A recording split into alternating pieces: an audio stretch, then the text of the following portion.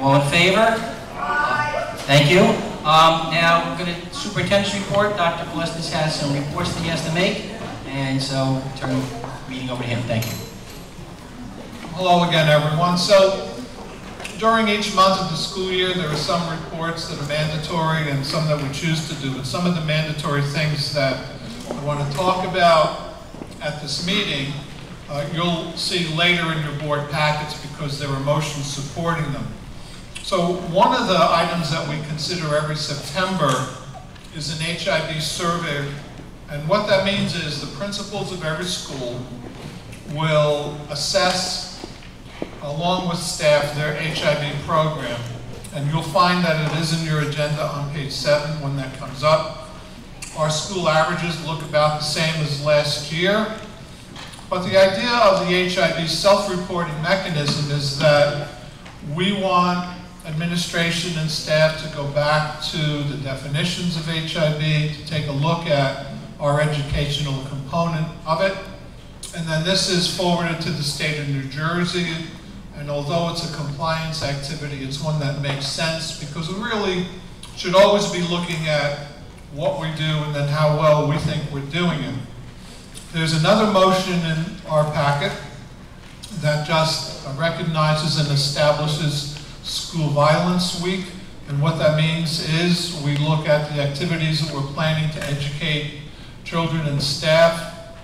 We have that scheduled in early October, and our teachers will be bringing forth in their classrooms some extra activities to educate the kids about that. Every district in New Jersey is required to have an emergency plan and a crisis management plan. And so obviously we have both of those in place here in Fair Lawn. And the emergency plans then get submitted first to me and then over to the county office. You should also be knowing, and some of your principals, the building principals have contacted you, that it's not part of a motion, but we'll be doing a district-wide evacuation drill. And that should be interesting. We did a somewhat of a run-through last year, but what that means is that we will have several of our schools evacuating to their relocation sites at the same time. Please don't be alarmed about that. We'll send out reminders and we'll do school messenger. But emergency and crisis management, we're in good shape. We do follow the law in regards to the number of fire drills and other drills that we do every month. We practice this when you know, if you need to talk to your children about an emergency evacuation drill. We've been having them. This one's just a little bit bigger. And please assure them that this is why we practice. We practice so that we'll critique it afterwards, and we're working with the emergency management in our community. I do want to just highlight the wonderful work of people in the district who take a lot of responsibility on their own and move forward with initiatives that they were not directed to do. And so you will see in your board, list of board motions, the acceptance of several grants, and that means to accept the funds, or you'll see some motions to proceed with trying to get some grants. But I want to thank the board members that were involved. So we have Mrs. Finneman, who was able to work and receive for us from TJ a target grant. That, you know, these things are competitive, and that brings in some money that gives us some flexibility that we would not normally have. Mr. Pankowicz has applied, will be applying for a teaching tolerance grant. And again, something that is evidence of his own initiative. Mr. Durso is here, or was here. But we did receive a Sustainable Jersey grant, and we're excited about that. That will be really a nice addition to our community. So I want to also talk about a major initiative of the Board of Education this year. And you will notice that when the board adopted goals for the 2017-2018 school year, one of the goals is to begin a strategic plan for the community. And I want to tell you how important a strategic plan is. So we have always had very, very clear clear academic goals. A strategic plan goes beyond that. And it's a great opportunity for members of our community, the Board of Education, the teaching staff, to work together so that we have a plan to move forward during the next 5 years. So typically, a strategic plan is a five-year goal setting process, and we will know what we want to accomplish, for example, in 2018 and 2019 and so on and so forth. We have engaged a facilitator to help us, and that's New Jersey School Boards Association. So about a week ago, the central office team met with our School Boards Association representatives. We are just about ready to kick off the strategic plan. I want to tell you about how it works. New Jersey School Boards has a wonderful format. It's streamlined, and it is done primarily, the input sessions, during 3 nights. So if you are interested in doing that, including board members, you can attend. We need to set the dates. I'll tell you that the School Boards Association, we went back and forth, but we're working around their dates. So the first date will be either October 10th or 11th. And board members, I know I gave you a whole bunch of dates at our last meeting, but at some point I'd like to know your preference. Then November 10th and then December 11th. But let me tell you what happens during a strategic plan. During week 1, the facilitators from School Boards Association will talk about and ask you to talk about district strengths and also challenges to the districts. And so these will be held here in the high school. We'll get started with that. There will be breakout rooms, and then they will work with some smaller groups, and then they'll come back and report out. During week 2 of the process, we start to develop a vision statement, and what that means is the beginning of goals that we could look at over a 5-year period of time. And then that wraps it up on the final night. So what School Boards does is they are experts at going into the community, talking to board members, teachers, administrators, parents, everybody, about goals for the next 5 years, and they come from you. Now, what's really important about that is when the Board of Education adopts goals, they become our goals for 5 years. And we have been doing our goals about a year at a time. But these are broad, global goals that are based on input from our community. I have worked with New Jersey School Boards Association on strategic plans in the past. This one's a little bit different because once the goals are set, then district administration develops action plans.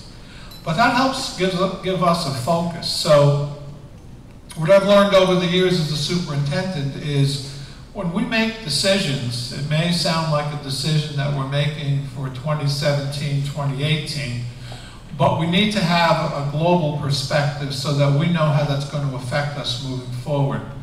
And in all districts, well-meaning parents always have suggestions, and what I've done when I have a strategic plan in effect is then to say, all right, how does that fit in?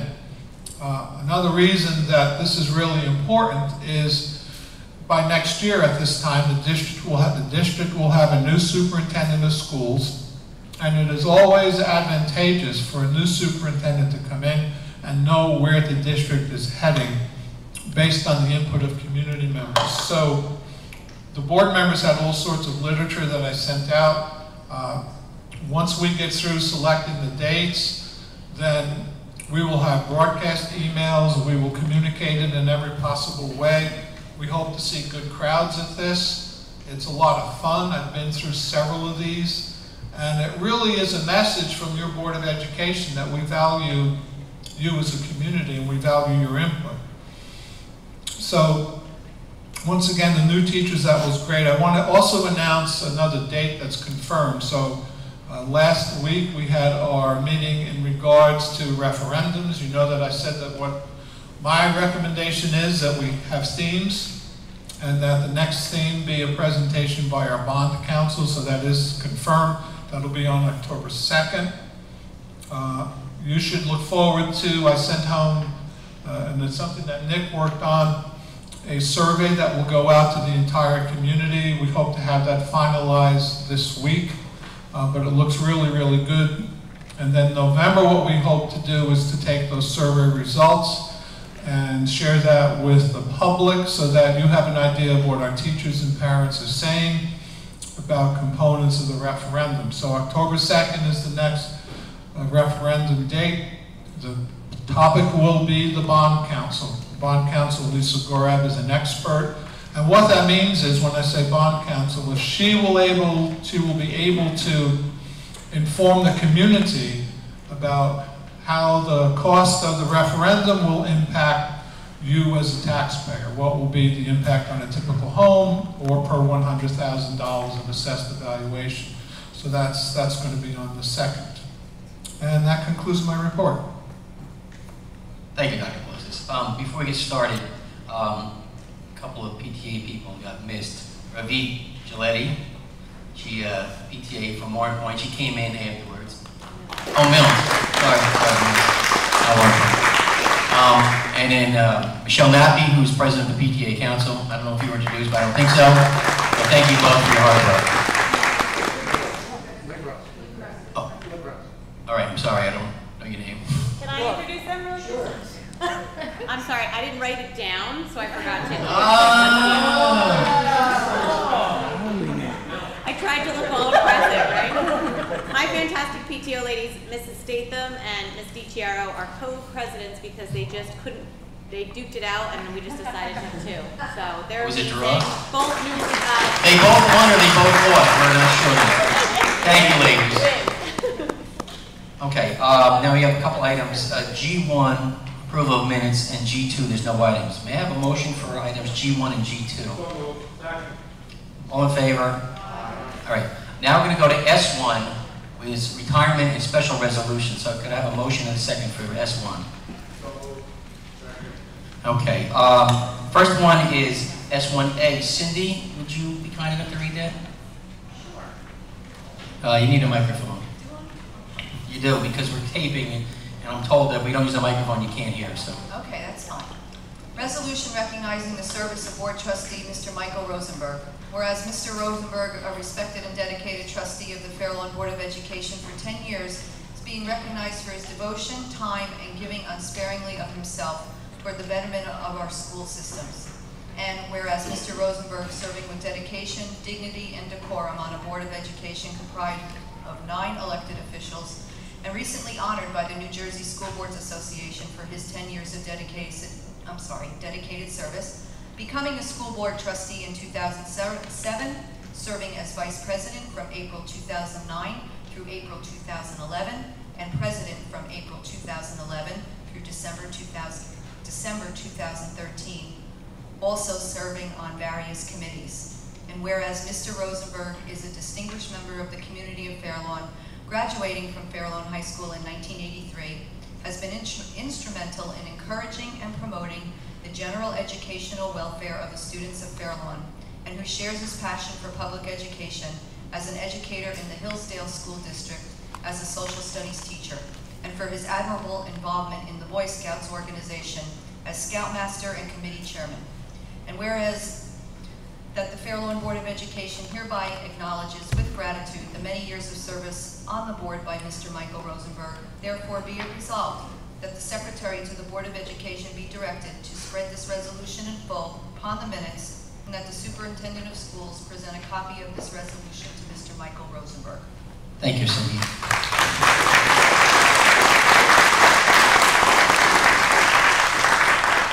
We're going to read the rest of the resolutions and we'll take comments on all of them. Jeffrey, would you mind? Resolution regarding the retirement of Mr. Gordon H. Fisher II.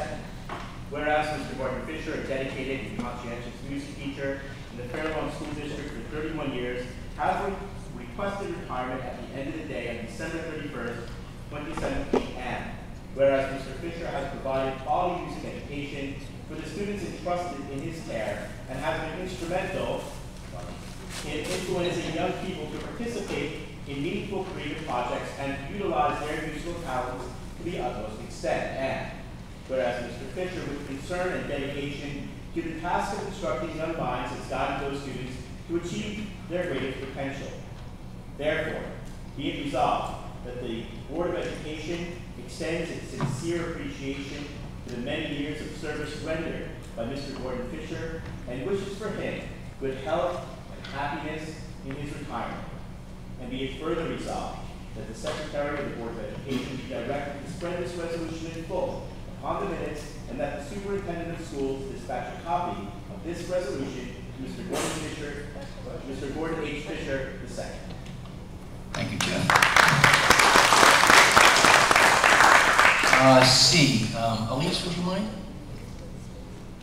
Whereas Microphone. Mic.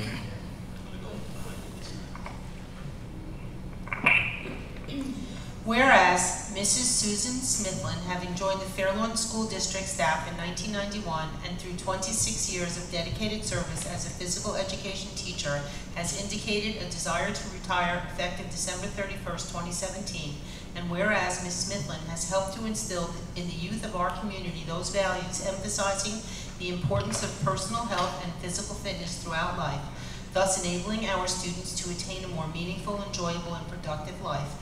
And whereas Ms. Smithland has shown warmth and dedication to the task of inculcating young minds with those skills demanded by the needs of our modern society, therefore be it resolved that the Fairlawn Board of Education pay tribute to Ms. Smithland for the many years of dedicated service to the students of Fairlawn and publicly acknowledges the accomplishments achieved by Ms. Susan Smithland and wishes for her many enjoyable and fulfilling years of pleasant retirement. And be it further resolved that the Secretary to the Board of Education be directed to spread this resolution in full upon the minutes, and that the Superintendent of Schools dispatch a copy of this resolution to Mrs. Susan Smithland.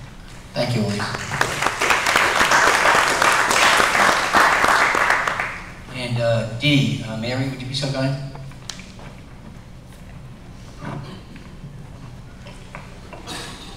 Resolution regarding the retirement of Mrs. Miriam Parkinson. Whereas Mrs. Miriam Parkinson, having joined the Fairlawn School District staff in 1985 and through 32 years of dedicated service as school librarian media specialist and recently as the district Google application specialist, has indicated a desire to retire effective December 31st, 2017. Whereas Mrs. Parkinson has, throughout her career, used her diverse talents to stimulate the minds of the young children she serves, and in her recent capacity of Google specialist, to advance the use of technology, specifically Google applications, to the teachers and staff. Therefore be it resolved that the Fairlawn Board of Education pay tribute to Mrs. Parkinson for many years of dedicated service to the students and staff of Fairlawn, and publicly acknowledges the accomplishments achieved by Mrs. Miriam Parkinson, and wishes for her many enjoyable and fulfilling years of pleasant retirement. And be it further resolved that the Secretary to the Board of Education be directed to spread this resolution in full upon the minutes, and that the Superintendent of Schools dispatch a copy of this resolution to Mrs. Miriam Parkinson. Thank you, Mary. Now I'm going to open up the floor to any board members who want to say anything about any of the four resolutions. Mary. Microphone. Microphone.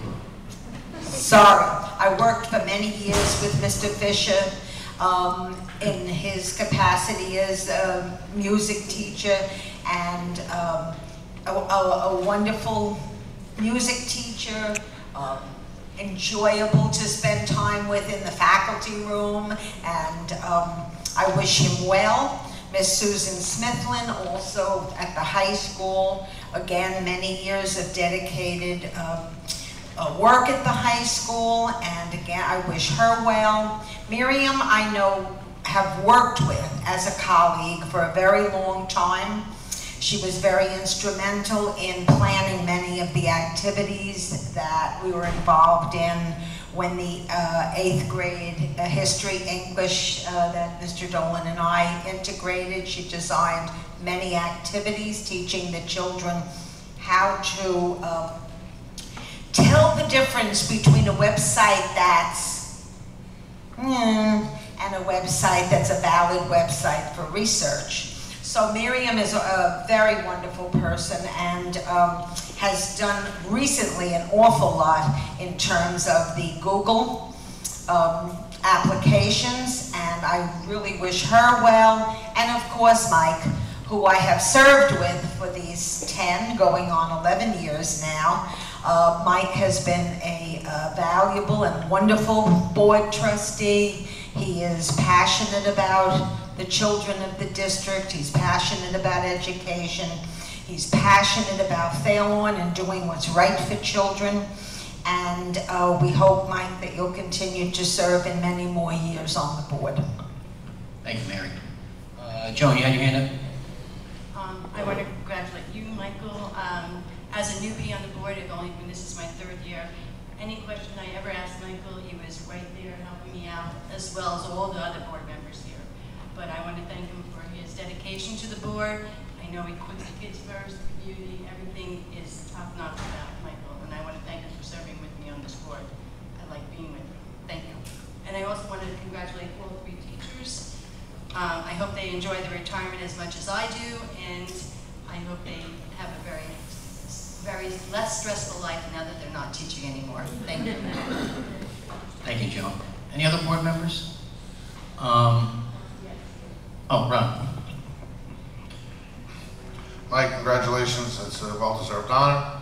I've worked with you on the board for 6 years. You do put the children first. We've not always agreed all the time, but we've always done it professionally. And I have a lot of admiration for your dedication to the children of Fairlawn. And for the teachers, I wish them a very well-deserved retirement. They've all been here for a long time, put a lot of time in. As you can see, one of the greatest things about the Fairlawn School District is most teachers come, they don't leave. They retire from Fairlawn. So that's a tribute to this district. So I wish them all retirement. I know Mrs. Smithland very well, and I know she's had a great career here, and a lot of the kids learned a lot from her, so I wish her the best. Thanks. Thank you, Ron. Could you pass down to Elise, please?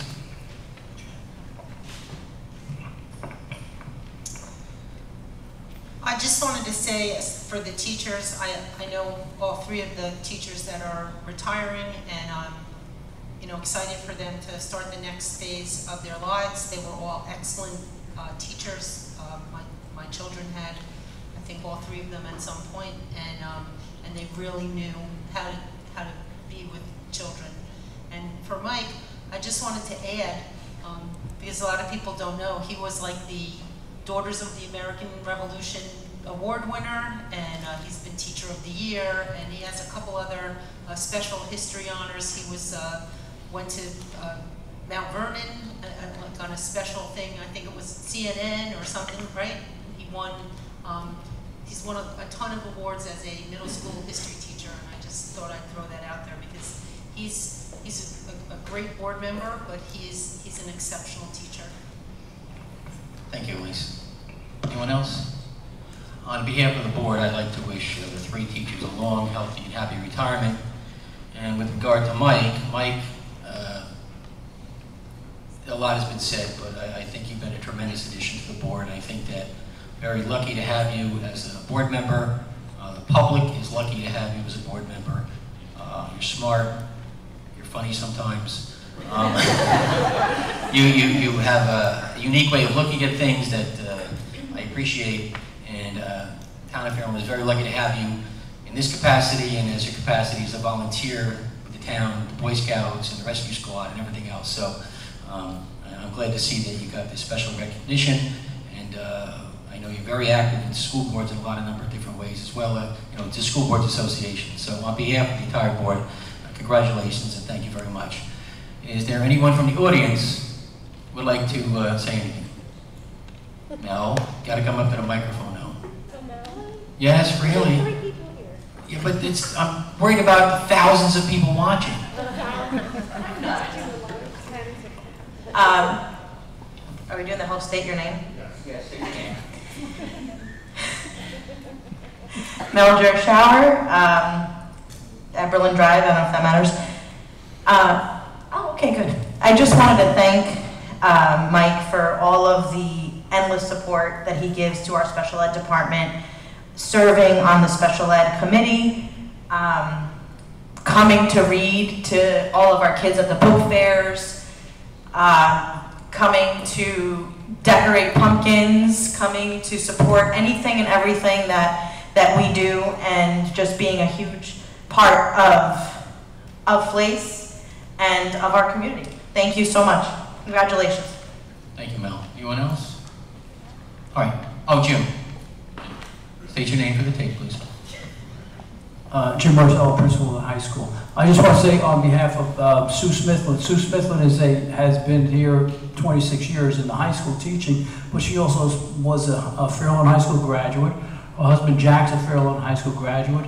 Zach and Alex, her two sons, Fairlawn High School graduates. She's one of those phys ed teachers who, from the outside looking in, you don't really get to know her that well, but she's one of the most kind and caring, and she's so helpful to every single one of the kids that she has in her class, and that's something that people don't always see, but she really is. She's such a kind person and really helps kids through things that are besides physical education, a lot more important things, and we're going to miss her. We're going to miss her a lot for that. She's also been instrumental in helping get the Hall of Fame off the ground, and been working with that for many years. So I want to thank her personally. I talked to her the other day, and she says she's just getting tired of climbing up on the ladder and putting the volleyball nets up, and that's kind of what it's about. So, and Miriam Parkinson was at the high school. We had her for maybe, I'm trying to remember, maybe 6 years she was here. She was at TJ for many years, and then she came here when we had a retirement. And she really turned around what we do in the media center, turned around how we do it, and I think her biggest accomplishment has been what she's done with Google and what she's done within the teaching staff about how we use that now and how important a part that has become of everything that we do in the district and especially for me at the high school. So Miriam has been instrumental in that, and I'm hoping that we don't lose that when she leaves, but I'm sure we'll carry it on. And last but not least, Mike, on behalf of FLASA, as FLASA president, I want to thank you because we do recognize the support that comes from all the board members, and we just want to, we thank you on behalf of that. And I know being a teacher and being in the classroom at the end of a long day of doing that and then coming here, so it's a lot. So thank you. Thank you, Jim. Okay, now we can.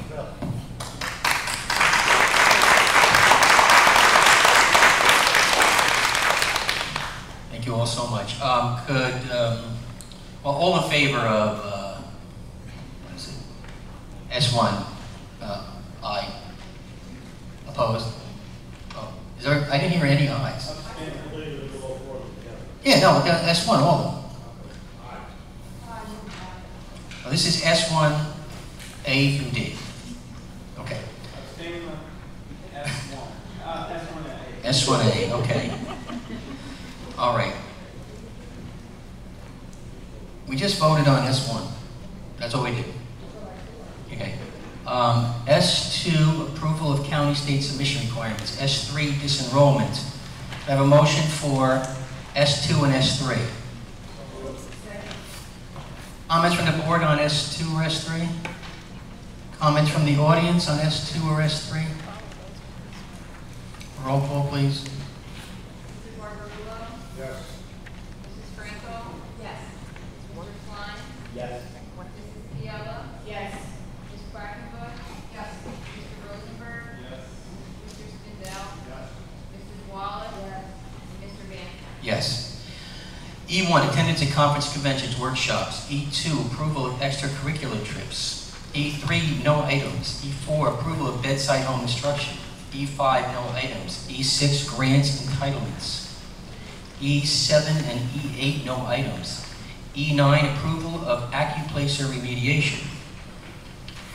Could I have a motion on E1 to E9?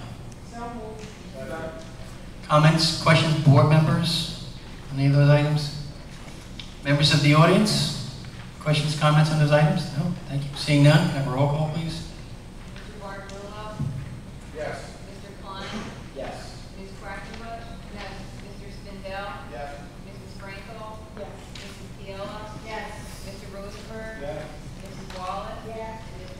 Yes. Okay, P1, approval of employment appointments. P2, approval of employee resignations. P3, leave of absence. P4, change of personnel assignment / status. P5, additional remuneration.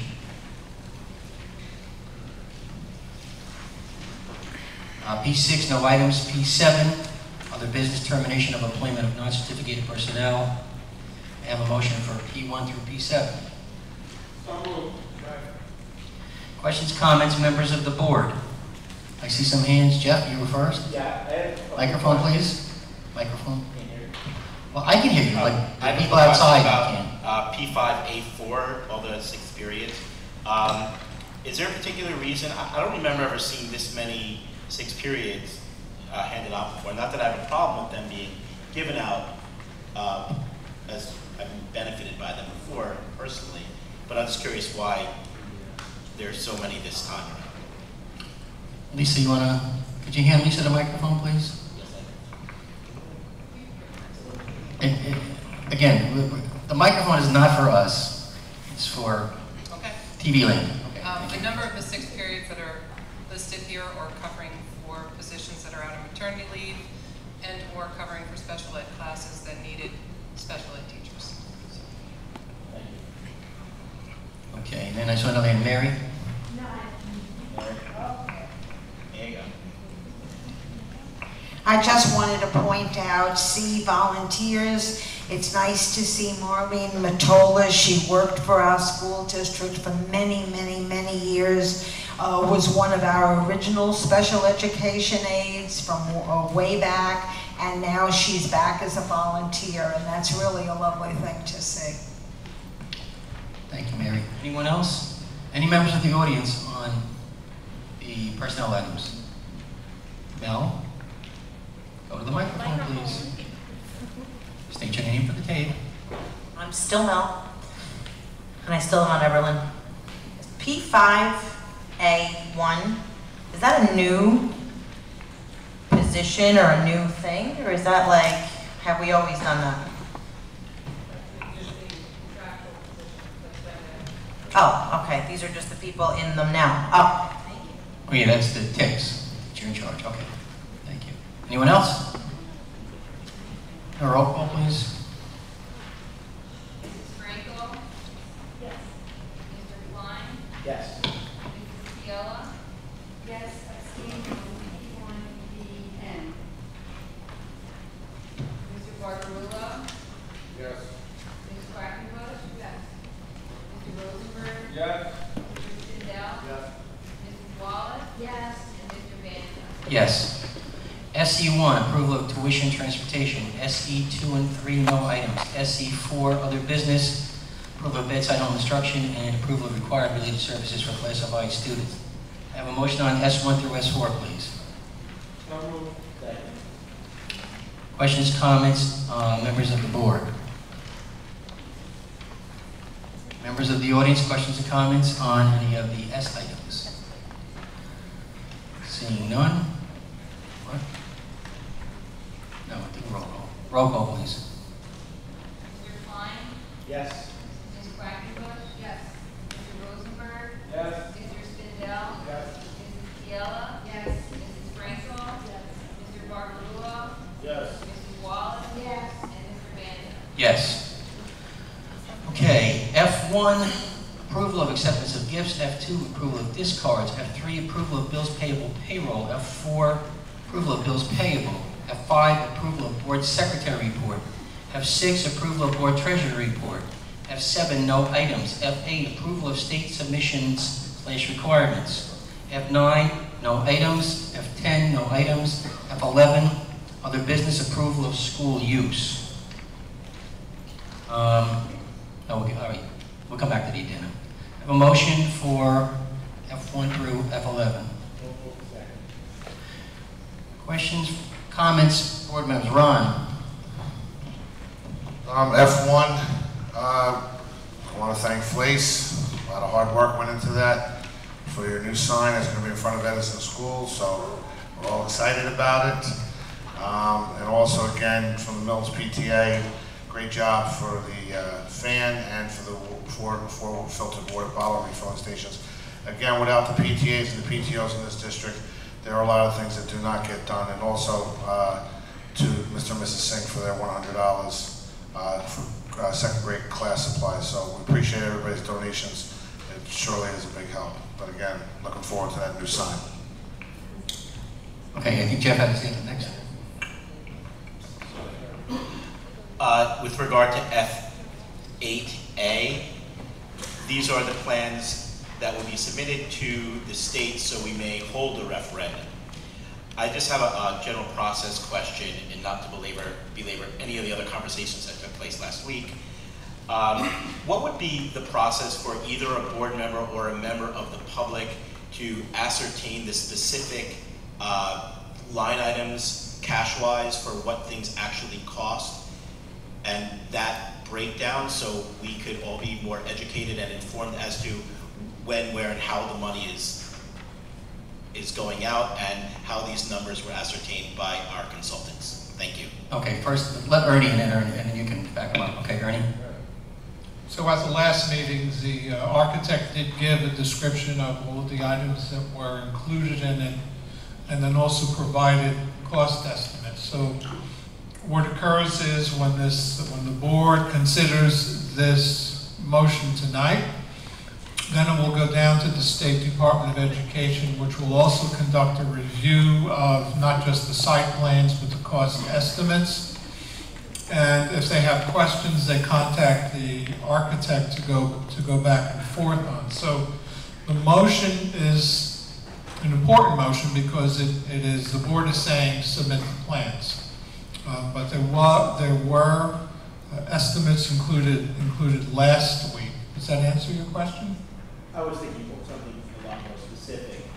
For example, they talked about an elevator. So I was thinking turn lines are things that are more specific in terms of what exactly the soft costs were as opposed to what the building costs are, as opposed to what the elevator costs, and just a more specific breakdown as opposed to $12 million for this, $600,000 for this. So I was just looking for more specific numbers.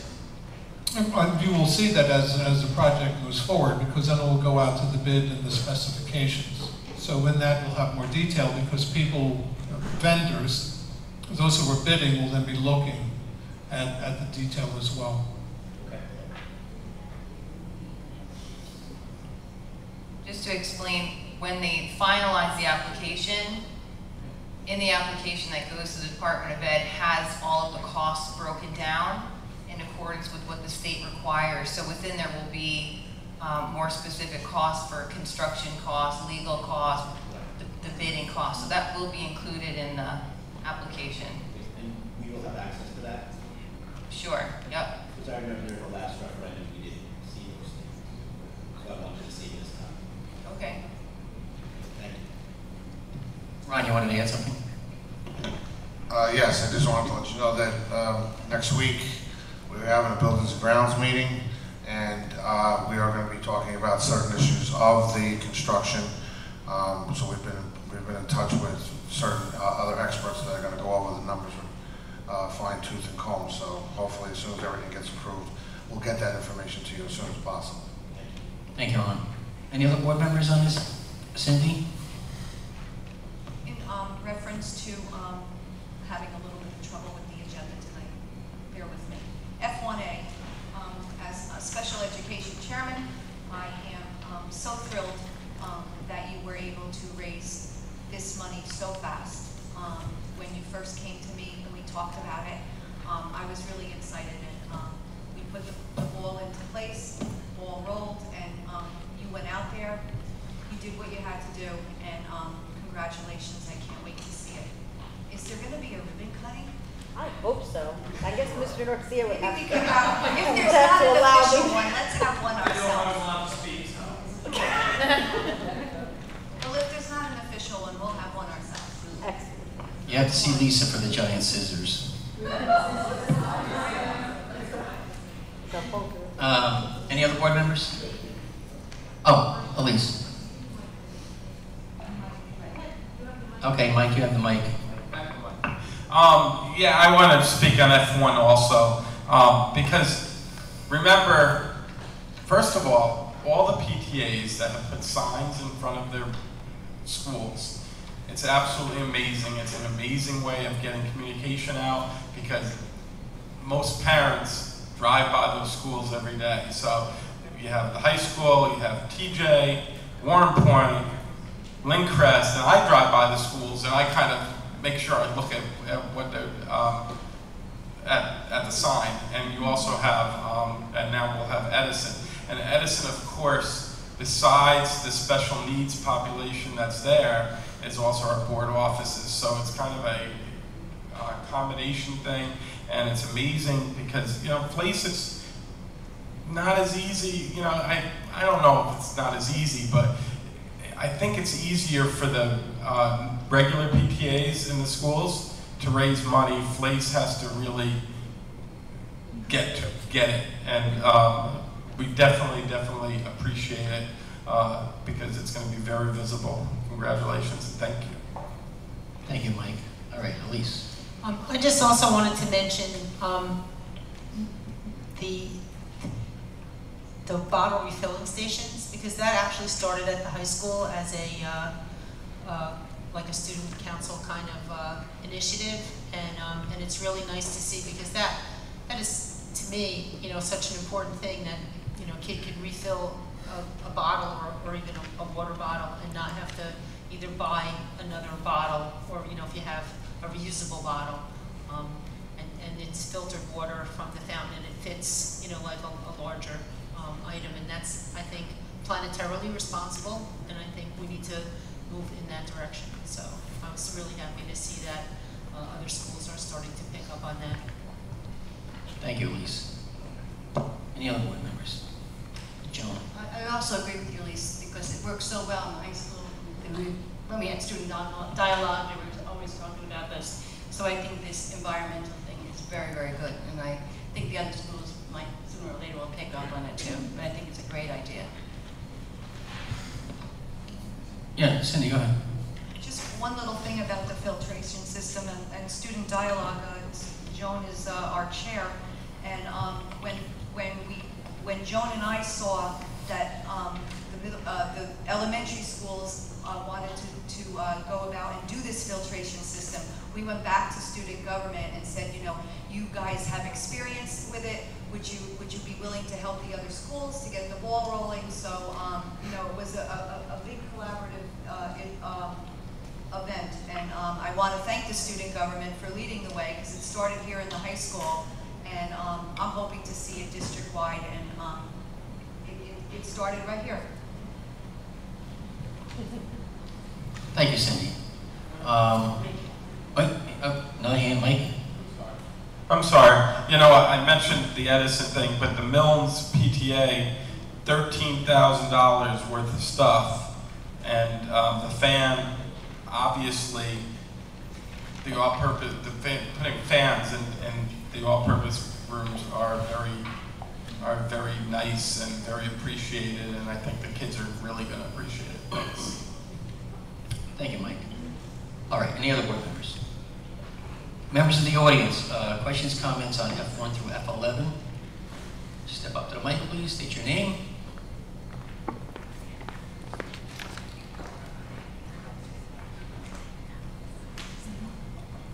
Hi, Emily Cohn from Garden View. Glad to be here tonight. I have two questions about F8. I just want to be super clear, because the way it's written in the record here, it's not entirely clear.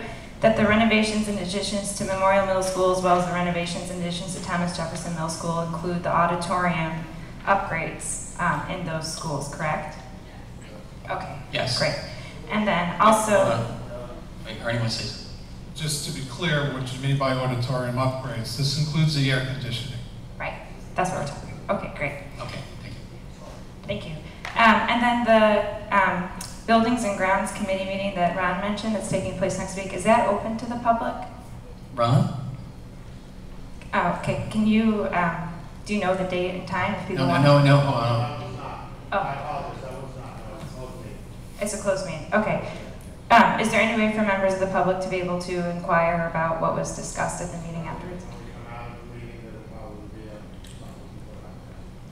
Okay, and where should we look for? No, that's okay, just for, you put on the referendum website the stuff, or? Okay, great, thank you. Perfect, thanks. Thank you, Emily. Any other members of the audience? Just step up to the microphone, please. Somebody else? Is there somebody else? Is the TV's blocking me? So is there somebody? Oh, okay. Hi, Baruch Gadol, 4158 Riis Terrace. So, first of all, I would like to express my thank you for all your hard work of the committee, of the Board of Education. I've done my own share of some voluntary work, and I know what kind of commitment is the price that you're paying for that. So, again, thank you for all your hard work. I want to address F8 a little bit. And I've done some correspondence with some of your members, and I'm still trying to understand a little bit more the breakdown for the proposal that was presented to us last week. I did a little groundwork, some homework and some digging in the pricing, and I myself am a construction management expert, and I found that while the proposal is showing about $450 a square foot, the average price of a renovation of school in our region is about $300 a square foot. Now, I totally understand that we're dealing with a very conceptual proposal, and we need probably to get as much money as we can and not to have any nasty surprises as we come to the actual construction. I would still would like to see how our architects, while I understand they're really quite experts on school construction and designs, what kind of model they used. How did they come up to those numbers? Because they are 50% higher than the average of school construction in our region. And again, I totally understand all the contingency and safety factors, but I'm sure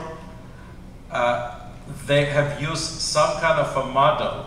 They cannot just come to us and throw a number of $24 million without having some kind of a basis for that. So I think it's warranted for us to understand that even before we go. I'm not saying we shouldn't go and vote, that he shouldn't go and vote for that, because I know the crucial date is in order to get it to the state, but I think it will be prudent for us as a public to understand how it has been built. Brooke is going to say something, or do you want to let Brooke say something and Ernie and I'll say something? So when our architect puts the application in, there's a requirement on that application that goes to the Department of Ed that'll break down what all the costs are. So what's included in those costs are furniture, the bidding, the cost of holding a referendum, legal costs. So this is not just construction costs. They always put the 10% contingency. So once that application is put together, there's a format on that application that lists how the breakdown is put together from the architects. So once we get that application, we then review it at the board level, and then if we're satisfied with that, it'll go down to the state of New Jersey. So does it mean that you haven't seen this breakdown yet?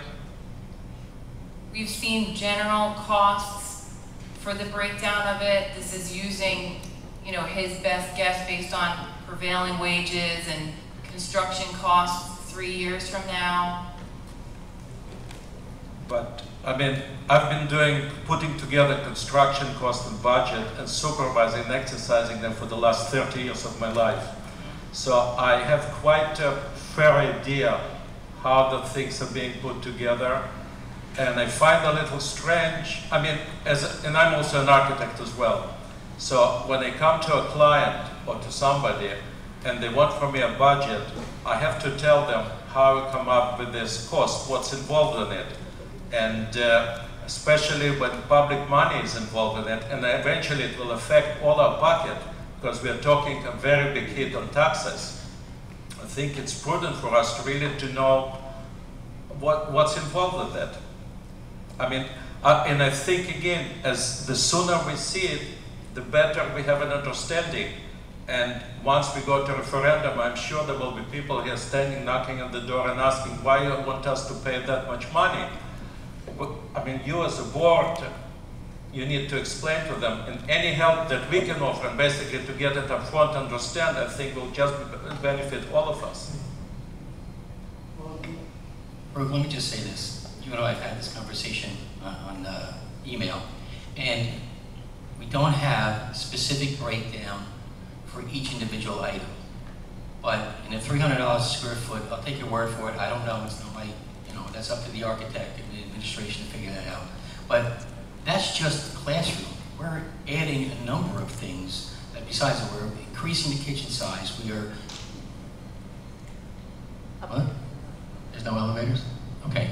But there's increase in kitchen sizes. There's steel beams as opposed to just laying out, especially at the memorial. We have to build a second floor. That's a whole different ball game than just adding, pouring a slab and doing it that way. So before the public votes on it, before we agree to put it out for referendum, we will know all those costs inside and out. We have an estimate of the costs with a firm we've been working with for over 20 years that has already done 2 major projects for us and probably a half a dozen other projects. Every single one of those projects has come in on time and on budget. So if they tell us this is the approximate cost within, I don't know what the percentage is. We believe that that is the number. These people do nothing but school construction. They've done nothing with school construction for 30 years. And we've worked with them a number of times. But before the board approves the referendum to go out, this is just a preliminary. We will have every number that you're looking for and we'll make it available to the public. That's just a good idea to make sure that everybody's on board, everybody understands, and that everybody has all the numbers out front. And as Ron said earlier, Dr. Palestis and I have spoken with Ron, that we're going to have a second set of eyes look at those figures so that if by some chance the architect is off by 10% on something or 4% on something, we'll be able to look at that and say to the architect, okay, explain this, or, what's the deal?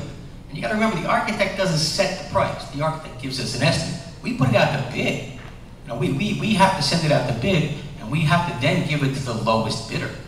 It's not like, the architect says, well, I'd like to see this much get charged. That's not it at all. We put it out to bid, and the lowest bidder, qualified bidder, because sometimes they bid and they're qualifying, will win the bid. But we're not even there yet. There's many more steps, and the information you want is going to be made public as soon as we can. Okay. So, any estimate when we're going to see those numbers? Anything more specific? We know. No, I don't have a date for you. But we will get that as soon as we have it available. We'll share it with the public. I think one of the disconnects that is going on here is that the words that we use make a difference. So there is a difference between construction costs and project costs. What you received and what we talked about at our last forum was the cost of the project. So that includes, in addition to what Brooks said, the cost for construction management, site improvement, applications to the state of New Jersey, scheduling an election. So when our architect was here and was talking about the cost of the project, that includes all components of the project.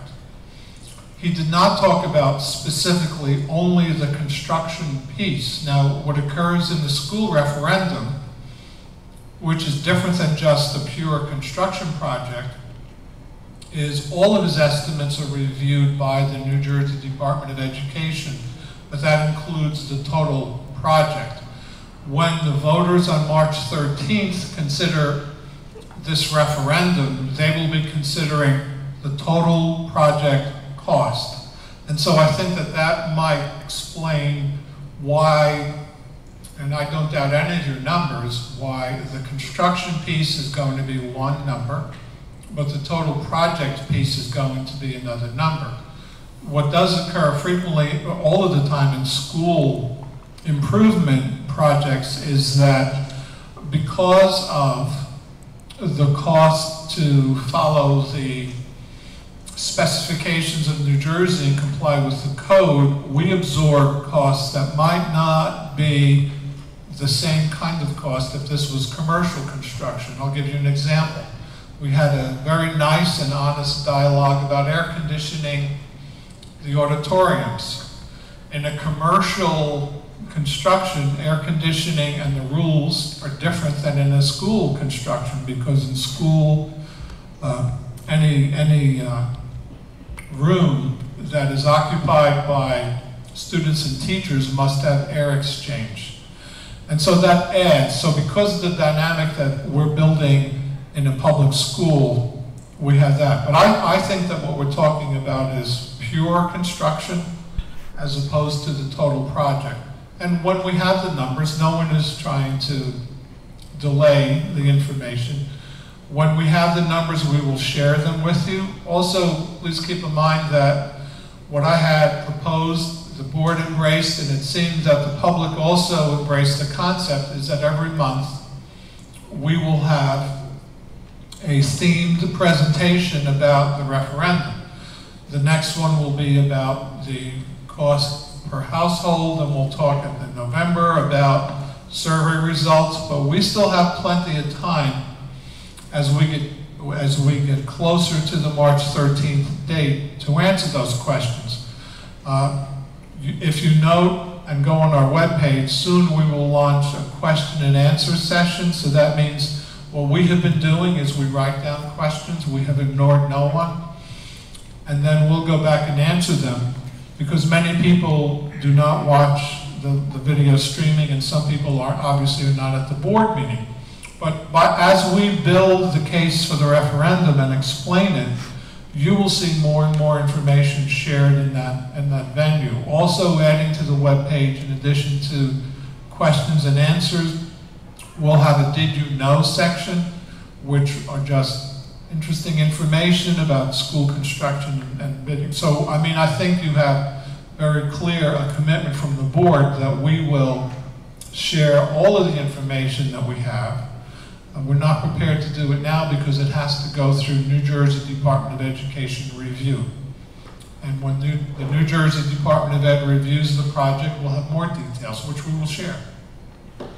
So we are being as respectful as possible when it comes to answering questions. The only, the frustration is we can't answer every question at this moment because the referendum is evolving as we move, but it's evolving on a plan that I think we've laid out very carefully. All right. Thank you. Thank you. Emily.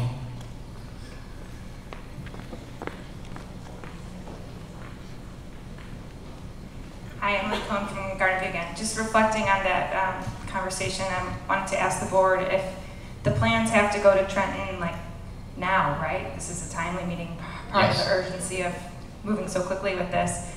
Then the plans that are going to Trenton should be available to the public, right? Because it's a document that should be open to the public. And so I'm wondering if that could be part of the presentation at the next referendum meeting on October 2nd, as long as we're talking about finances and costs, if there could be that information made available to the public to see at that point. All right. Yeah.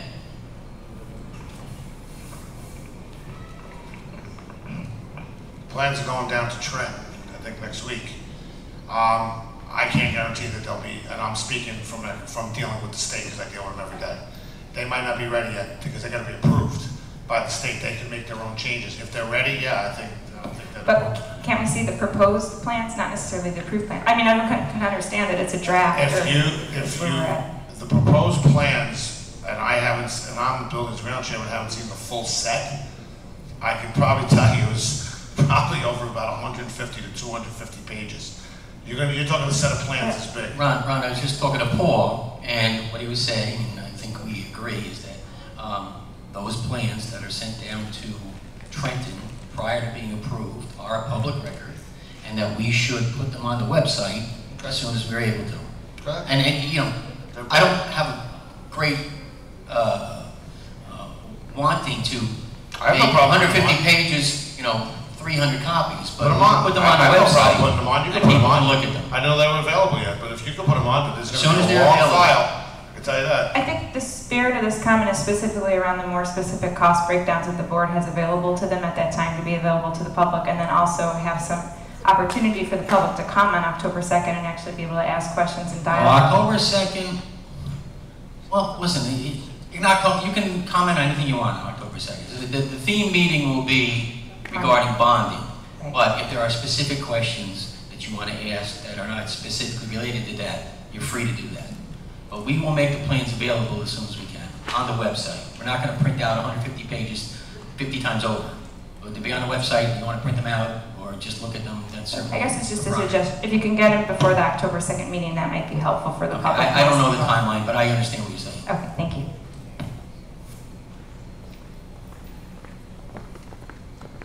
Any other members of the audience on F1 through F11? Okay, can I have a roll call, please? Mr. Klein? Yes. Mrs. Fiala? Yes. Ms. Quackenbush? Yes on everything, abstaining on F11A. And if you look at that whole entire list, I'm specifically abstaining on the Fairlawn All Sports Wrestling Practice and Tournaments. And yes to everything else. Mr. Barbarella? Yes. Mrs. Franco? Yes. Mr. Stindell? Yes. Mr. Rosenberg? Yes. Mrs. Wallace? Yes. Mr. Van Dam? Yes. Okay, this time I'm going to open up the floor to members of the public.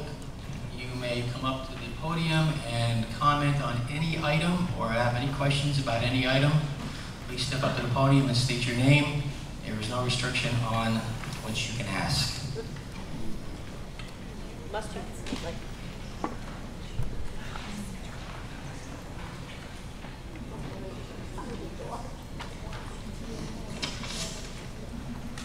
Oh, he's nervous up here.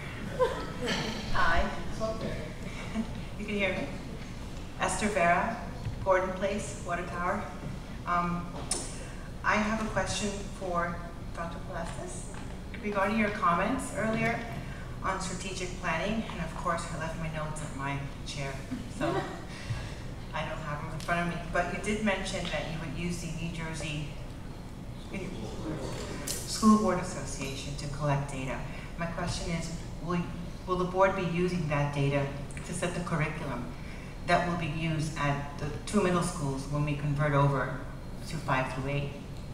And a second question, if I may, to that. So, is the survey going to be substantial in the decision-making regarding the curriculum? Will it include the faculty, our teachers, our principals? Okay. Thank you. So let me take them one at a time. The strategic plan by New Jersey School Boards Association are broad goals as opposed to a specific curriculum. So a broad goal might be to, I'm just making this up as an example, we haven't had any conversations. A broad goal might be to enhance district technology. A broad goal might be in the area of communication. So strategic plans are, for the most part, broad, usually 4 or 5 for a district, and action plans follow later. So that does not guarantee that that will carry over shortly into a curriculum. And usually what occurs with the action plan is, let's say that a board of education had the goal of enhancing communication.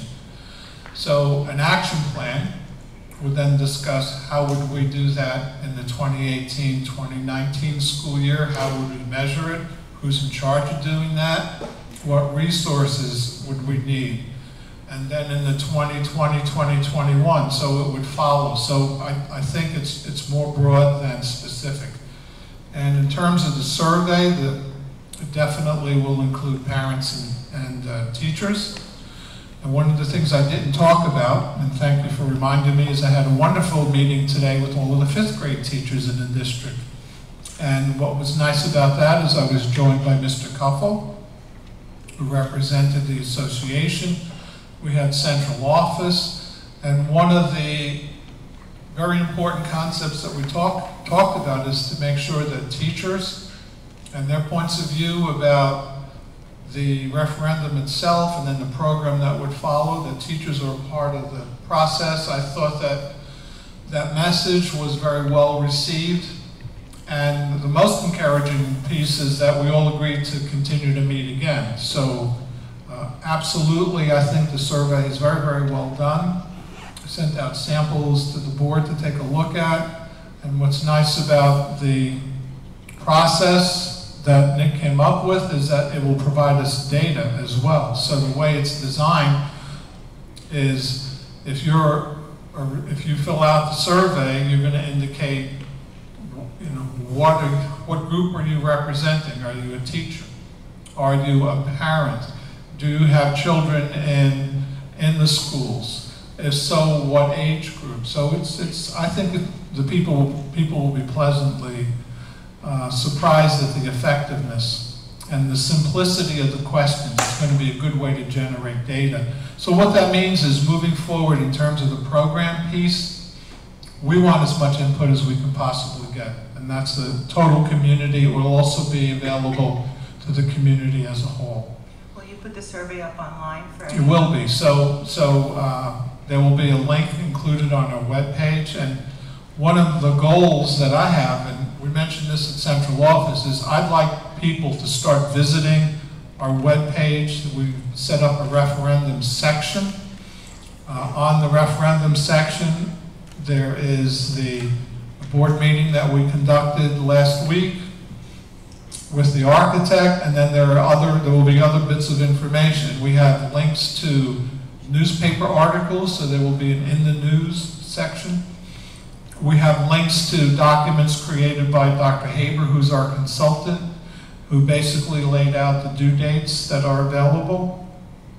There'll be, when it's done, a link to the survey, but when it's launched, you can go onto our webpage, click the hyperlink, that'll take you to the survey, and you can take the survey in that way.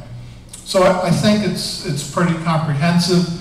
The most important thing to remember is that the referendum webpage will grow every week. As we get information, we'll be adding it to it. So what we talked about is we have been mindful of the questions and the answers that people have been sharing at meetings, and then every new meeting we'll add to that list. And then we also took it and we broke it down by categories so that it's not just scattered. So what I mean by categories are questions about construction, there'll be one section, questions about finance in another section, general questions that don't fit into any category, questions about program, but that's growing. It is that we have the beginning of it there.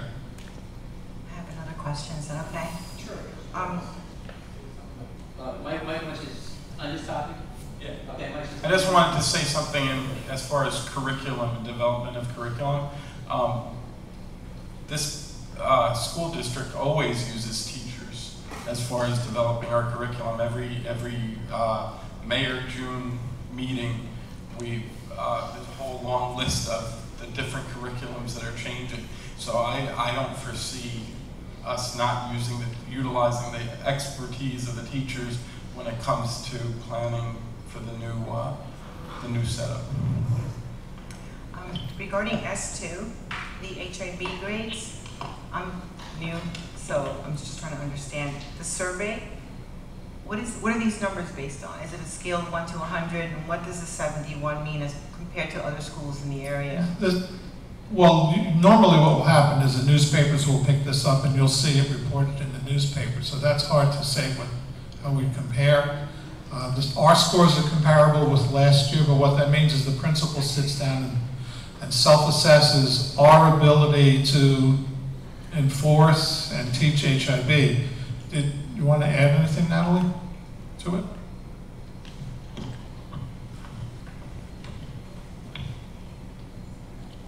So typically the principal will work with the school safety team along with the anti-bullying specialist to do the self-assessment, and it's in a variety of areas. The type of programs that we provide for the students, training for the staff. We talk about reporting mechanisms, and we basically just go through, there's a whole list of questions we need to answer about ourselves, and we get a point value for how well we believe we have accomplished each of those tasks. Okay, thank you. Yes, ma'am. Just step up to the podium, please.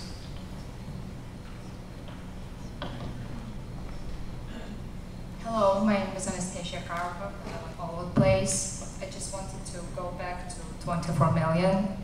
It may sound like we're arguing about the number, but we really want to make this referendum successful. So my hope was maybe we can bring the number down a little bit to have more chances passing it. Because what are we gonna do if we don't pass it? If it fails? What's gonna happen? Well, we've lost referenda before, so generally what happens is you go back to the drawing board and start over again and have another election 6 months later with some changes. You know, it's in the neighborhood of $24 million, and that is not probably going to be reduced a whole lot, because in order to do it right, we want to get it right the first time, first shot out of the box. We have to add so many classrooms, we have to change the cafeteria memorial, we've got to do the steel over there, we've got to, you know, I think TJ's getting some work done in the cafeteria and the kitchen. So in order to do it right, that's probably going to be the number. We'll know better when we get the real numbers from after Trench reviewed and after. Some older residents will not be happy. I understand that. I understand that. We've been down this road before. I mean, for Elise and me, this is like what our, I don't know, third referendum since we've been on the board, and there was one right before we got on the board. So yes, there's going to be a contingent of people that say, you know, my kids are done. I'm not paying for it, and you have to deal with that. The beauty of a referendum is, you know, we put out a bond, and it's 20, 25 years. So people that don't even live here yet, we're going to get the benefit, the use of those buildings, and the smaller class sizes will be paying for it when they get here. So yes, we have to sell it. We have to all come together, the board, the PTAs, the parents, everyone who's for it.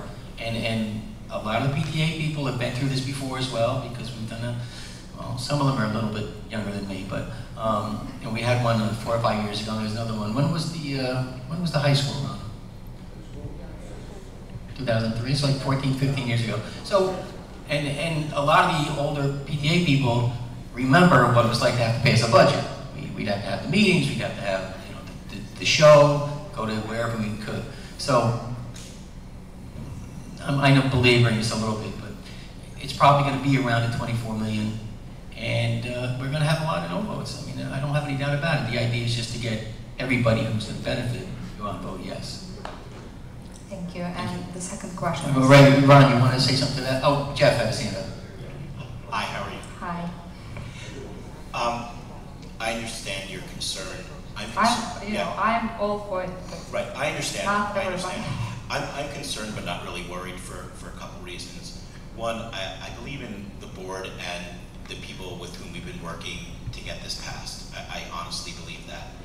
I also believe that whether or not, if we do take it down, if it was 24 million or 22 million, the same people will vote for it or against it. I don't think a couple $1 million here or there, although it seems like a lot of money is not going to make a difference in the minds of people. I don't even think I think if people are not going to vote for a $1 million, won't vote for a $2 million, and so on, people are going to vote or not vote for it. And when we're able to break down the dollars per month, the difference between maybe 22 and 24 million might be like $1 a month in those larger terms. So again, that's why I'm not really worried about it. But I do appreciate your concern, and I really appreciate your support with this, and hope that we can be counting on you when that time comes around to help us sell it. Yeah, I've started my work. Thank you. The second question is. I just wanted to say one yes. thing. I'm a taxpayer like you, and I've already been back and forth with Dr. Palestis and Brooke, Gene. Again, being involved in the industry. No, I'm not throwing a number out there, and I've been coming to board meetings for over 15 years, and even when high school was built, I questioned extras later on and helped them a little bit. So I want to be as close to that number because, believe it or not, yeah, we can all sell it. And one thing I will agree with Jeff, the hard thing is you're going to have people that are either going to vote or not, because even coming down a couple $1 million, believe it or not, changes it very slightly. And if you go from 24 to 12 and lose a lot, you're back to square one. So again, the more educated we all are, the better off we are to the public. I mean, I can tell you right now, there's people that are, did you get that book?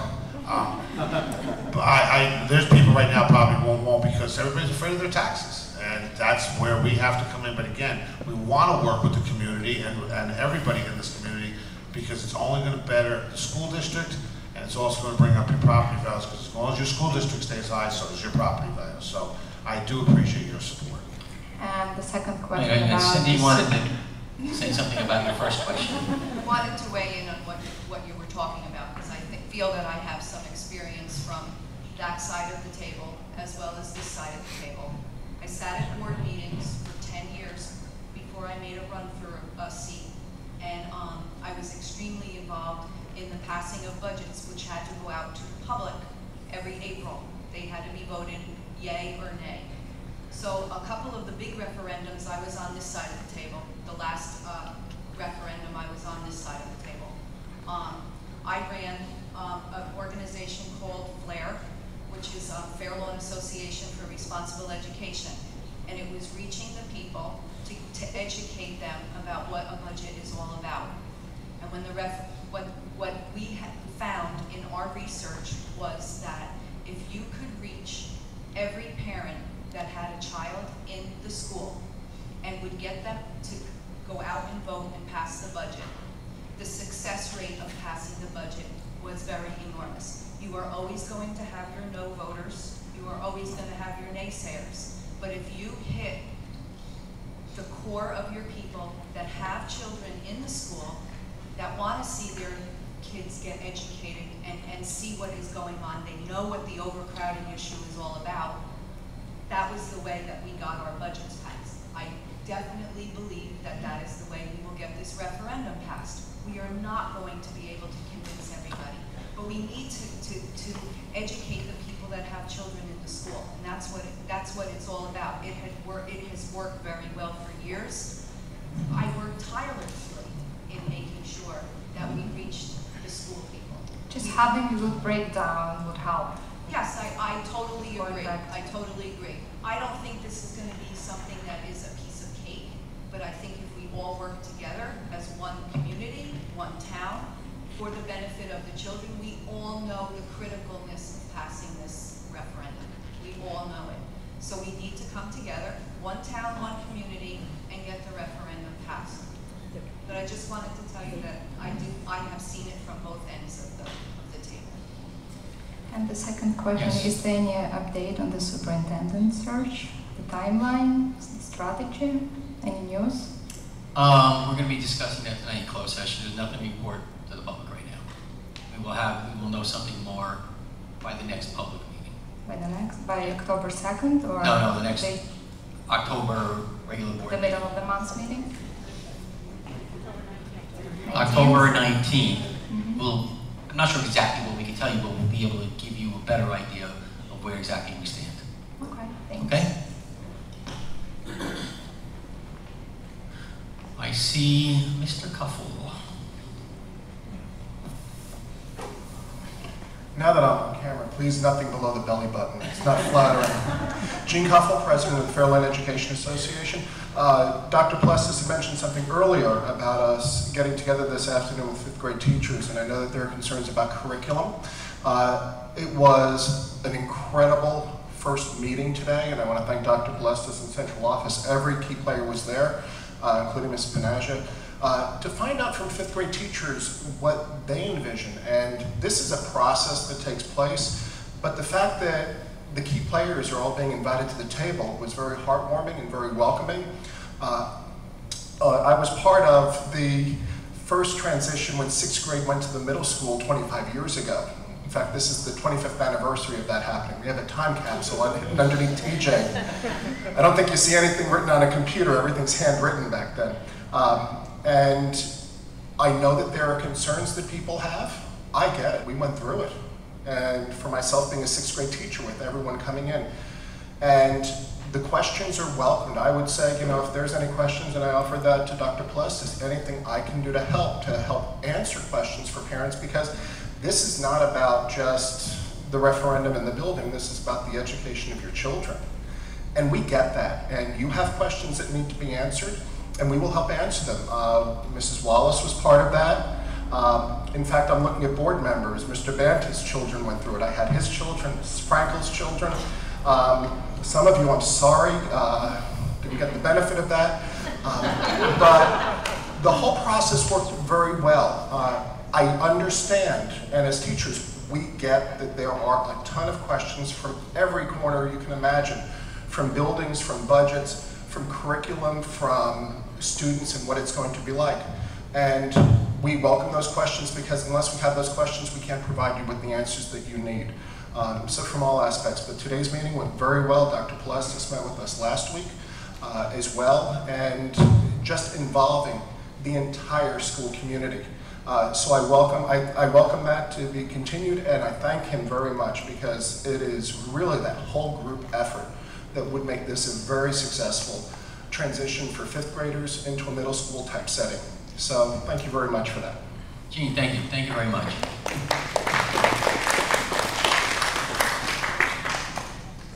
David.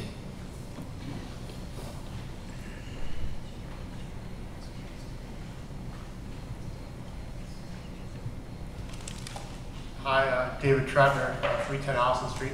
I have a question about bike safety.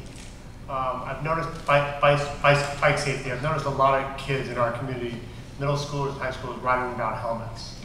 And I know that there's information that goes out to the kids from the schools, and I'm wondering what that information is, when it goes out, and if that could be amped up a little bit. Because I guess most of you may not know or know that it's actually law for kids 17 and under to wear a helmet. And we see a lot of kids don't wear a helmet. And obviously that's parents, but also if the education goes home maybe more often, or maybe there's something we can do. It concerns me, someone who rides their bike every day to the station and back, that when I see kids without helmets, that bothers me and it worries me. I'm just wondering what we do now and what maybe more we can do. Well, I mean, I find that when there are issues such as that, which is clearly a safety issue, that the best approach is to obviously look at our curriculum, but also to work with municipal officials and the police. So we have a fabulous relationship with the Fair Lawn Police, and they help us with educational components of it, especially those dealing with safety. So I'll reach out as well to them, and we'll talk about this at central office and see what else we can do in that regard. Great, thank you. I just wanted to say, we had this issue at Radburn, and there are kids coming to school without helmets, and my PE teacher goes over that with the students in the PE class. Not only bike safety, but the importance of wearing a helmet. And then that will go in my notes as well to parents at the end of the week. So I think everyone has that same feeling that the safety, obviously, of the children is the most important. And then when we do remind them that it is a law, that they have to wear a helmet, or they won't be able to ride their bike to school.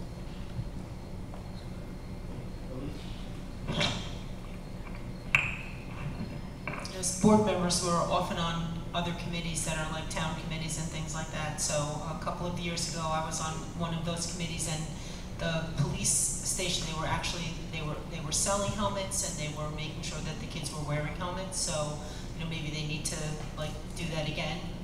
If you've seen, I've actually seen a few children riding without helmets, like by Burdan Park and stuff like that. And I've also seen adults that are riding without helmets, and I know it's not the law for them to ride with helmets, but you would think that if they're riding with their children that they would wear a helmet. So it's a good issue, and I'm sure, like Dr. Celeste said, with just the conversation conversation just has to happen, and I'm sure that they'll just renew, you know, what they did, like, because every couple of years they redo that, so.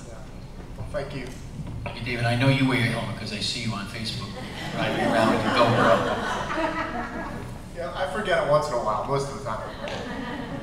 Thank you, David.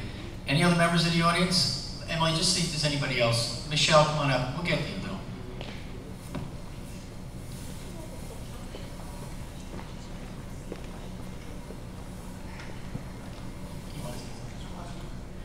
Hi, Michelle Nappy, 1251 5th Street. I have a question regarding the re-registration you did over the summer, if it was successful. As someone who had to re-register, I'm just curious if you actually disenrolled any students regarding that. Are you allowed to tell us that? Or? Well, we did. I don't know if we have the numbers, but we did disenroll several students, and I think there's still some active investigations going on. Okay. So I don't know the exact numbers, but you know, last year it was something like 13 or 14. This year we're still 15? 16 last year we disenrolled. And just so the public understands, those people all used to live in Fairlawn, but then moved out and didn't tell us. And through investigations and returned mail and unanswered phone calls, we then dove into it and found that they had moved out of Fairlawn. So it's hard to get registered the first time. There's a lot of things you have to bring. But moving out, we don't know. You know, we're not watching people's houses on a regular basis. So we'll know a little bit more later in the year about how many this year. Okay. Are you going to continue to do it? Was it just a one-time thing, or is it an ongoing? The plan is to do it every year. Every year. So hopefully, at some point, people will get the message. Great. And I just want to make a comment regarding FLAIR, because FLAIR isn't the big committee it used to be, because we don't do the vote, but it's still a committee under PTA Council, and we will be using it to help get the referendum You read passed. my mind. I was going to ask you if it was in the bylaws that it could be brought back at It is a time. it's not a committee the way it was. It's Right. basically the board members are now FLAIR, and we use it as needed. But do you still collect from each school? Yes, we still take in dues that we can Okay, use that's for great. flyers and things like I that. just wanted to make sure that there was something in place, because there used Yes. to be, and that you could resurrect it. And Kathy Marinello is helping us with that, and Well, she's a there's- great resource, so you don't need to worry. It was the hub of FLAIR. Yes. Okay. All right, great, thank you. Thank you, Michelle. Is that what you want to say something? Okay, thank you. Hold on. You want to say something else, Ben? The selection of who they're picking, you mean, to choose? How do they choose who gets selected to re-register? It was just a question. It was curious for me because I've lived in the same house for 18 years and got selected. So I went and did it. It wasn't a big deal, but I don't know. All Was right. there a Brooke is more criteria? intimate with it, so I'll let her. Okay. So we did put up on our website, because Mike Shansky had done a presentation last year about what the process would be. So last year at school boards, there was a company that was there called verifyresidency.com, and basically what they do is we provide them with our student database, just addresses and names, and what they do is they put it into a database to check for mailing addresses, post office, credit unions, and anybody who comes up with a different match would get selected. So for some people, if you have a second home, or if you never change your address, it would come up. Okay. I was just curious if they did that and then also just randomly selected. No, it was people. just wasn't based on the just- database that we got back from this company, yeah. All right, okay, thank you. Thank you. All right. Anyone else in the audience? Okay, Emily.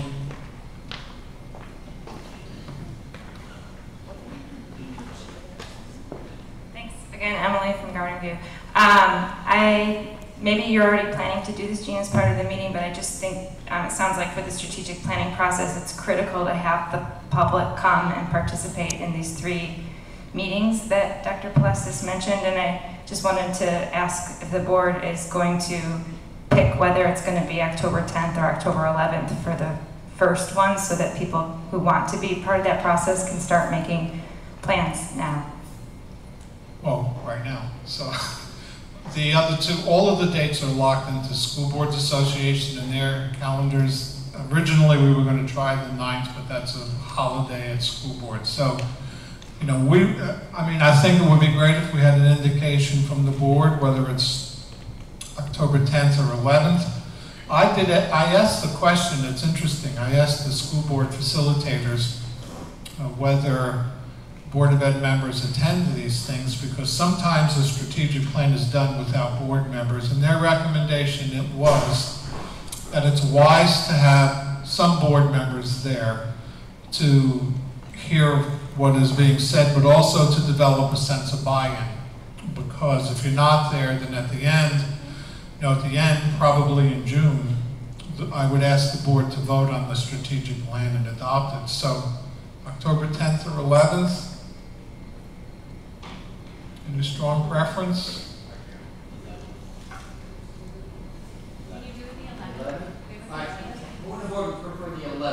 Are there any community dates that? On the 10th, we have a PTA meeting.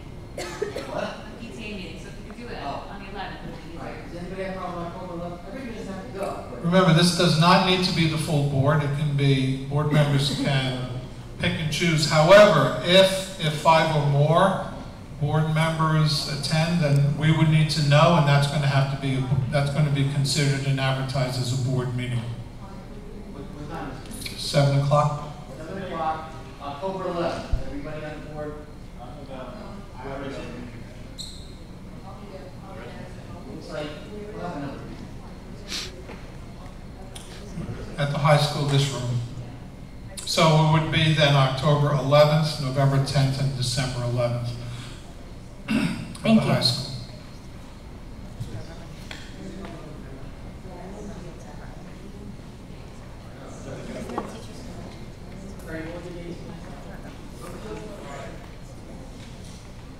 October 11th, November 10th, and December 11th.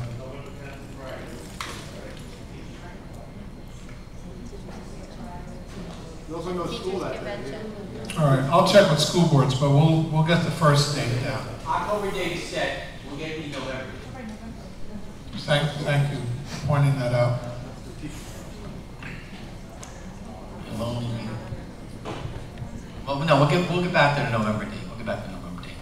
Okay, that closes the public portion of the meeting. Board members, any comments, questions? Jeff? Yes, anything you like. Hi.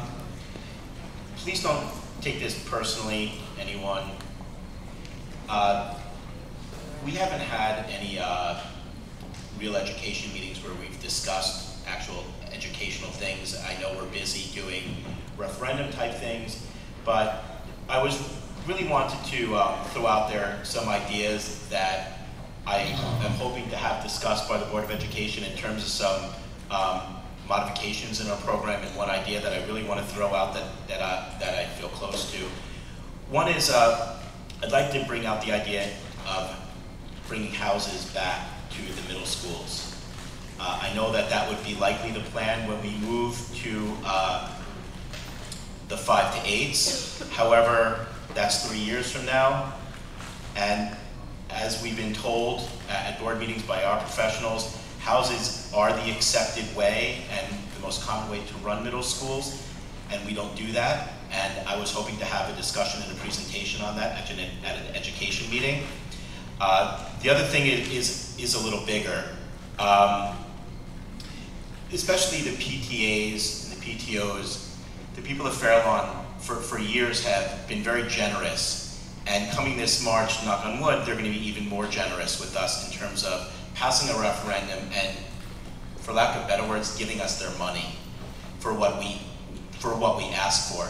And taxes, yeah, they're going up, and things are harder for families, especially those, again, the ones who've been most supportive are the ones that many of those will be sending their kids to college.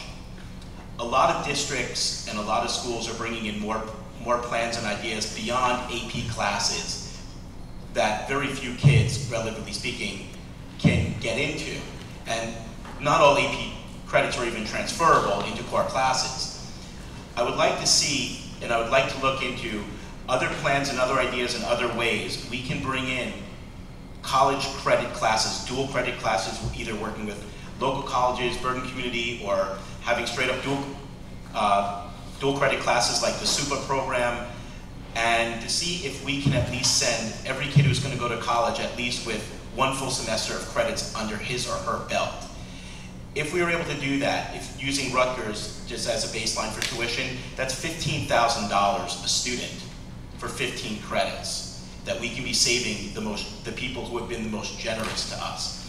I know there are things to get over with getting this plan done. There are hurdles, I get it, but I think it's really worth looking into, and it's one way we can really start not only giving back to the people who have been so generous to us, but also give our students an advantage going into college with those experiences and that level of academia, especially for those who are not qualified, who do not go into AP classes and do want to attend colleges. So I'm asking for some conversation, at least in the background with the board, to get these on the agendas of upcoming education meetings, and so we can actually, again, we're busy with everything, but we are a board of education, and I would like to see more of those meetings, and I'd like to start talking about those things. So thank you for listening, and I don't fire away. Thank you, Jeff. Mike, you had your hand up. Jim, don't we do some of that now? College. Could you go to the microphone, please? James, microphone, please. Don't forget, we're on TV. Fairleigh Dickinson, we work with Fairleigh Dickinson Middle College, and college credits for that. We have some students who, Bergen Community, we give Bergen Community credits for the child care program, and a couple of others. We do offer a program with Bergen Community where students can leave at 12 o'clock, if they do their major subjects, and they can go and get that. We did look at the SUPA, I want to say 7 years ago. We did we did a lot, working on that. If you want to revisit it, it's up to the board. But we did have we did a lot of research on it. What was your finding? Oh, I have to look back, but what we found was it was more expensive than we thought it was going to be for the district, and at the time that expense wasn't we couldn't support it, because of the amount of teachers that would need to be trained and those kind of things. It was really about that, but I'm sorry to put you on the spot. If this data is not available, of course I understand, because I know you weren't expecting this question, and I apologize for not having brought it to you earlier. What percentage of students take advantage of these programs? And again, this would be something for a meeting, not for a board discussion. Yeah, I mean, we can give you all that data. I don't have it right here, and I want to misspeak and of course not, incorrect stuff. But I'm more than willing. If you identify what you want, what kind of information you want, I'm more than willing to come in and we'll sit down. Yeah, I'd like to see how many students are leaving here with transferable college credits, and if it's not a really large amount, what is hindering students from taking advantage of those programs, and if we can get over those hurdles as to why they're not taking advantage of those programs, I think we can help a lot of people out. So it's not worth it. If you send me the information that you're looking to gather first, we'll put it together, and we can sit down and have a talk. Or education committee, I guess, would be the right spot for it. Yes. As long as we identify what it is you need, but I don't see anything that any reason not to look into it again. It didn't work a few years ago, but it had to do with money. We are going to have an education meeting in October. I will be talking to Natalie about what we're going to be discussing at the education committee meeting. I have certainly no problem them looking into it, and let's see how much information they could get to us before we decide to put it on this education committee meeting in October. But there's normally an education meeting in October, and there will be. First Monday of November. First Monday of November. What? Say that again? First Monday of November is You can't do that. Why not? So, because we have the work session. Oh, okay. Can we? All right. Let's try and find a date in October. Okay, you and Natalie work that out. That's fine. That's fine. Yes, Joan. I want to say that I'm trying to get together the Hard Voters Committee was very difficult in September because there were so many things going on. I have dates out there, and I've reached out to Lincrest and to Mills and to my board members, and we're trying for an early date in October so that we can get the Hard Borders Committee started and deciding on what. Okay? Thank you, Joan. Any other board members? Questions, comments? Okay. Seeing none. Why? Oh, Mike has something. Mel, why you like that? You ready to go? Or you I'm sorry. I attended the high school back to school night, and I want to tell you, first of all, Jim, I love the fact that it's the second day of school because. Yeah, glad you like it. What? No, we don't like it. I like the fact that it's the second day of school because it's fresh and it gives the parents. It lets the whole program get off the ground running, and it was very successful. And the parents seemed, besides having to go up and downstairs and walk the halls, the parents seemed very interested in their child's education, which is nice to see. Nice crowd. Thank you, Mike. Yes, Mary. Microphone for Mary, please.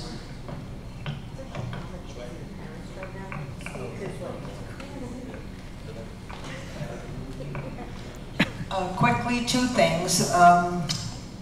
Mike, Mark Spindell, myself, and Cindy, right? We attended, no, wait, I've got people mixed up. We went to two places. We went to the Edison Back to School Night, which we enjoyed very much. And we went to the dedication of the Radburn Playground, which was very exciting because it had taken so long for the children to finally get their own playground. I don't know if Jill's going down the slide yet. What? I don't know if Jill's going down the slide yet. Well, no, it actually. You did rock climbing? Okay. It actually culminated with some of us up on the playground thing up there in the rafters. So it was a lot of fun. Mark was there, myself, and who else was there? Tell me who was there. Joan? Okay, but it was a lot of fun and it was exciting, and that's it. Thank you. And the playground's officially open, ribbon cutting and everything, and I drove by a couple of times and it seems to be very popular, yes. Okay. All right, anyone else? All right. We have a closed session. The next board meeting is October 19th is the next public meeting. And I think we have October 2nd is the work session of bond. October 19th is a public meeting. And when's your Buildings and Grounds meeting, Ron? That's closed, okay.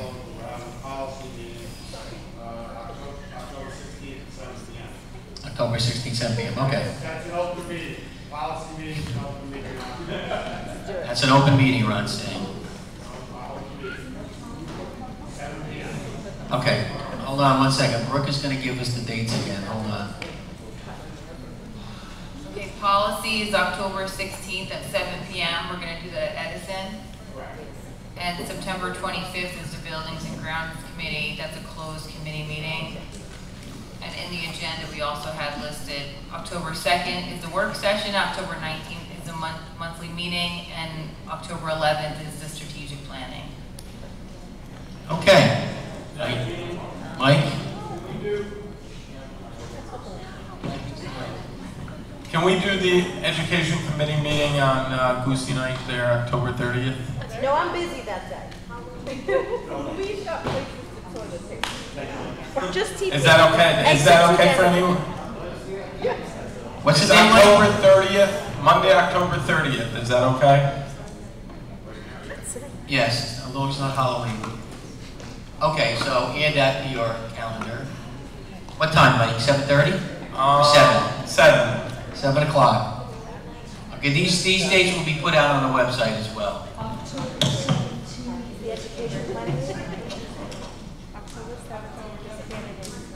Okay. Policy is 16. Brooke, I'm sorry, one more time. Policy is going to be October 16th at 7 p.m. at Edison School. The Education Committee will meet October 30th at 7 p.m. Buildings and Grounds is meeting September 25th. That's a closed session meeting. October 2nd is a work session on the referendum. The bond council will do their presentation. That will be again in the high school at 7 p.m. And October 19th is our regular monthly meeting at 7:30 p.m. That'll be in Edison. October 11th is the strategic planning meeting. It's going to be held here at the high school at 7 p.m. Thank you. And if anybody missed that, again, it'll be on the website. Yes, Joan. I also reached out to Marco Infante about student dialogue to give me dates so that we can have dates for the student dialogue too. So if you can remind them. Thank you. Okay. Yes, Mel. Those are all 7 p.m. No, the public meeting's 7:30. I think the rest are 7. and October 11th. 7. Look on the website now. Okay. Can I have a motion to recess into closed session? So moved. All right, we'll be coming back out, but just to vote on the HIB report. That's the only thing we'll be voting on. So feel free to stay. Good night.